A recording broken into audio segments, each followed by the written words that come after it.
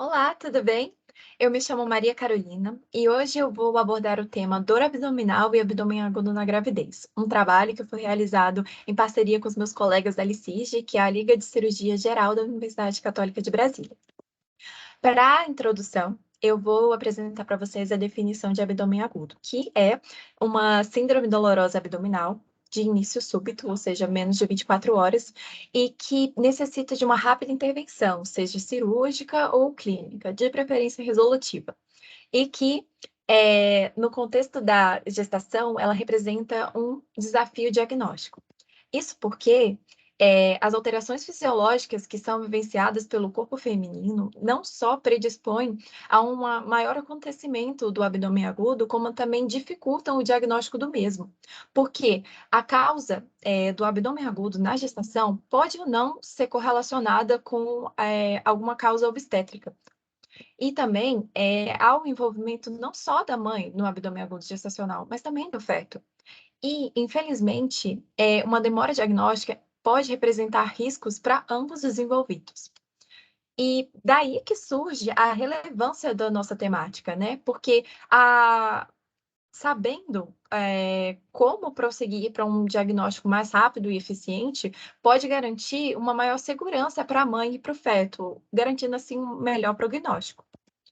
Por conta disso, o objetivo geral do nosso trabalho é estabelecer as melhores maneiras diagnósticas de abdômen agudo na gravidez e suas etiologias mais comuns. Como objetivos específicos, nós temos elucidar o que causa dificuldade diagnóstica nesse âmbito e identificar os pós e contras das metodologias diagnósticas, além de definir os requisitos necessários para um bom diagnóstico.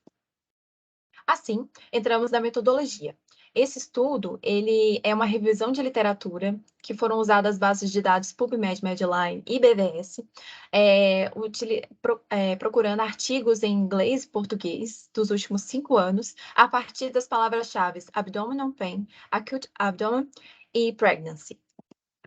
Entrando agora na parte de discussão do nosso trabalho, foi notado que essa dificuldade diagnóstica diante de um abdômen agudo se deve principalmente às alterações fisiológicas da gravidez, especialmente pela distorção anatômica que acontece pelo útero gravídico, porque o útero normalmente ele se apresenta ali com míseros de 70 gramas, que, por incrível que pareça, ao longo da gestação podem chegar até 1.110 gramas, o que representa um volume de pelo menos 5 litros.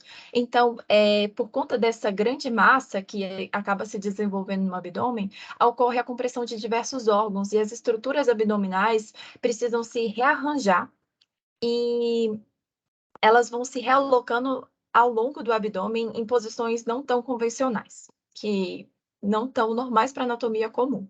E por conta disso, há uma dificuldade, na localização deles durante, uma possível patologia, né, causadora do abdômen agudo e durante o exame físico, durante o exame de imagem, porque como essas estruturas estão deslocadas, acaba que o exame, se o examinador não já tiver noção de onde essas estruturas podem estar, acaba sendo dificultoso.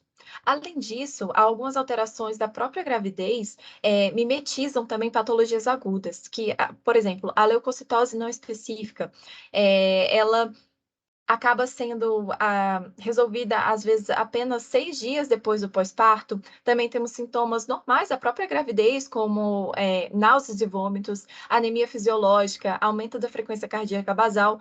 Tudo isso corrobora para essa maior dificuldade diagnóstica, porque o examinador, o médico, às vezes não sabe se essas alterações estão relacionadas à gravidez ou à própria patologia possivelmente causadora, né, daquela abdômen agudo. Já com relação às principais etiologias desenvolvidas, assim, no abdômen agudo da gestante, temos, como causas não obstétricas, principalmente a apendicite aguda. Ela pode acontecer em qualquer trimestre durante a gestação, mas, reserva ali uma ocorrência especial para o segundo trimestre. Já contra os distúrbios do trato biliar, eles são a segunda patologia mais comum e estão correlacionadas ao aumento sérico dos níveis de colesterol e de lipídios. Além disso, também há uma diminuição da motilidade da vesícula biliar e, consequentemente, um esvaziamento mais lento dela. E por conta disso, esses fatores, né, corroboram para a ocorrência da colelitíase, né, que é a presença de cálculos na vesícula biliar. Já com relação às causas não obstétricas, nós temos a gravidez ectópica como sendo a principal delas. A gravidez ectópica é quando ocorre a implantação fora do local propício para que ela ocorra, né, que é o útero. E em 95% dos casos, ele ocorre na tuba uterina, sendo reservado 5 outros por cento para os ovários ou para a própria parede abdominal, muito raro de acontecer, mas também é possível. Infelizmente, os casos de gravidez ectópica rota representam 6% das causas de morte materna. Já quanto aos métodos diagnósticos, durante os nossos estudos, foi percebido que os exames de imagem sem radiação ionizante são os preferíveis, isso por uma segurança, né, ao feto. Dentre eles, nós temos a ultrassonografia, que se mostrou como padrão ouro, porque ela é rápida, é portátil, permite uma imagem em tempo real, mas infelizmente é operador dependente. E além disso, depende não só do operador em si, mas da habilidade do operador em analisar as estruturas que, na questão, no contexto, né, da gravidez, estão bastante alteradas. Por conta disso, também há essa dificuldade, porque as visualizações anatômicas podem ser limitadas em razão desse deslocamento.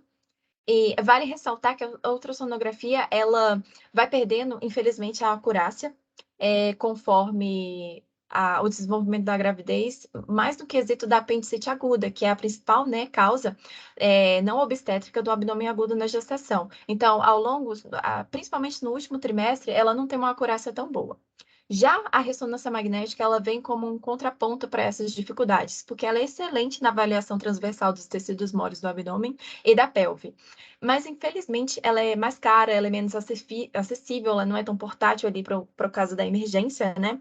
E ela também apresenta um risco teórico de aquecimento tecidual pela radiofrequência. Apesar de ser teórico, é muito importante avaliar os riscos e os benefícios da utilização desse método quando ele se mostra necessário. Então, é importante discutir também com o paciente e tudo mais.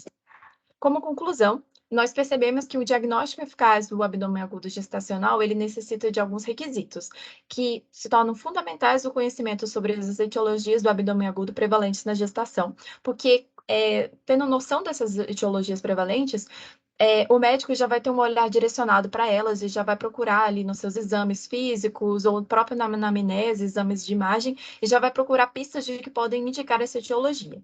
Além disso, é importante ter noção das variações anatômicas da gestação e também o uso de exames de imagem sem radiação ionizante é essencial para a segurança do feto. Essas aqui são as nossas referências bibliográficas. Eu agradeço muito a atenção de todos.